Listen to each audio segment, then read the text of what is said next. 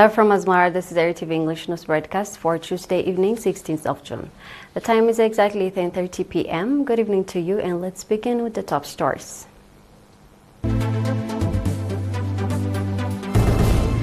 Popular campaigns carried out in connection with Martyrs' Day.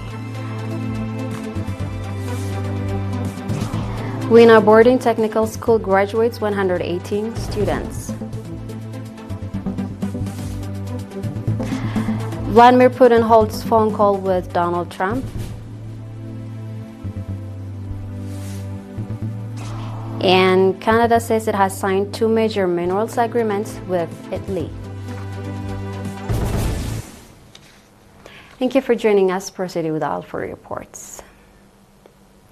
Popular environmental sanitation campaigns in connection with Martyrs' Day 20 June have been carried out in the central region.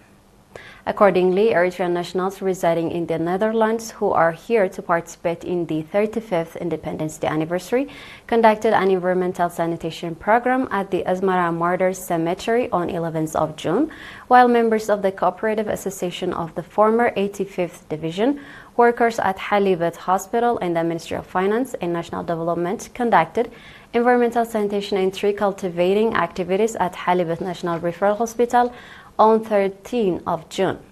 About 300 workers of Eritrean Telecommunication also conducted a similar environmental sanitation popular campaign at the Asmara Martyrs Cemetery.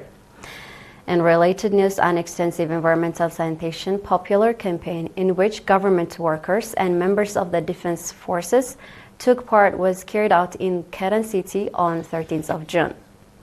Noting that the program was organized in collaboration with the Ansaba Region Administration and Keren Subzone, Mr. Bahit Guptan from Keren Subzone commended the role of ERA administrators and head of PFDJ organizations.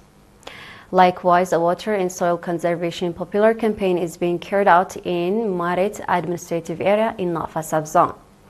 The residents noting the significance of water and soil conservation in boosting agricultural production and enriching groundwater resource expressed readiness to strengthen participation in the program.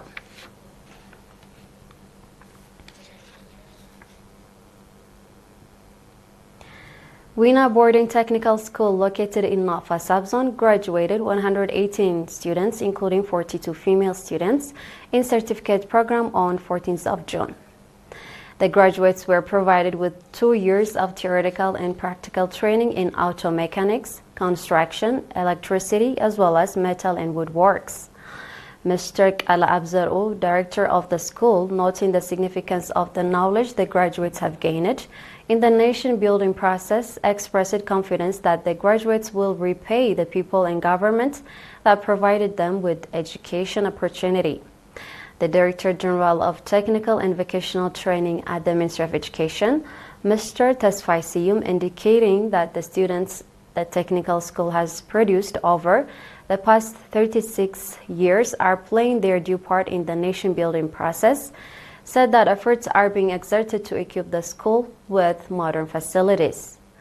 A representative of the graduates on his part commended the educational opportunity they were provided and expressed conviction to live up to the expectation of the people and government.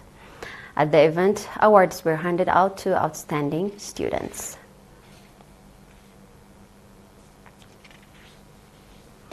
Government workers in Tesene have extended monetary support to 95 families of martyrs in connection with Martyrs' Day 20th of June.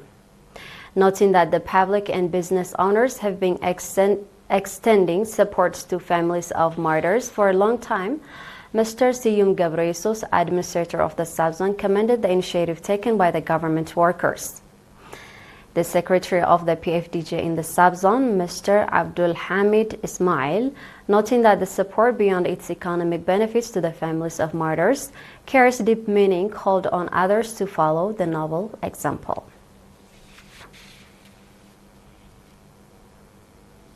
We're moving on from domestic matters to global events right after this.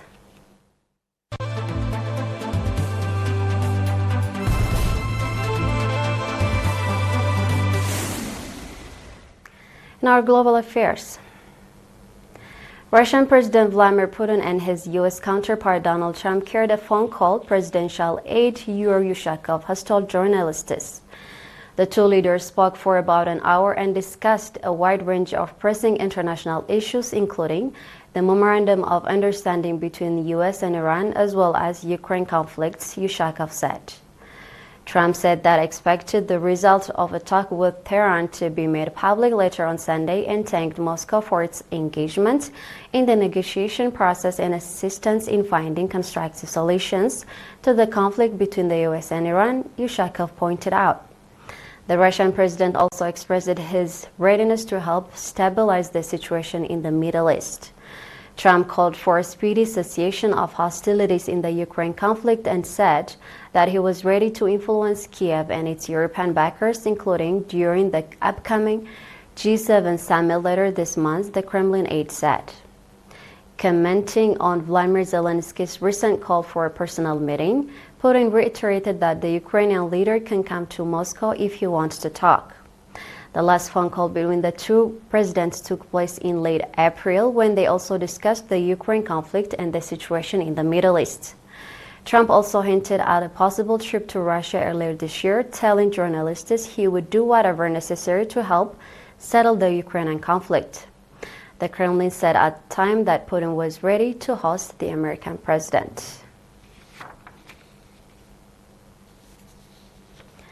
Canadian Prime Minister Mark Carney said today, June 16, that Canada has signed two important critical minerals agreements involving Italian companies, including deals on graphite with ENI and on lithium with MET developments. Carney made the remark during a meeting with Italian Prime Minister Giorgia Meloni on the sidelines of the Group of Seven summit in France. An Italian government statement said Meloni welcomed Canada's decision to give Italy priority access to its critical mineral reserves, saying the move would help safeguard supply chains. The two leaders also discussed cooperation on defense and space.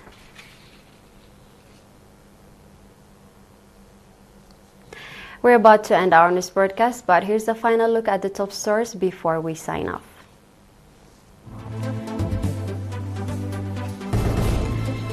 Popular campaign being carried out in connection with Martyrs' Day. Winner Boarding Technical School graduates 118 students. Vladimir Putin holds phone call with Donald Trump. And Canada says it has signed two major minerals agreements with Italy. And that's all with the news for this session. On behalf of the entire news crew, thank you for watching. I'm Salim Berhane, wishing you a great night.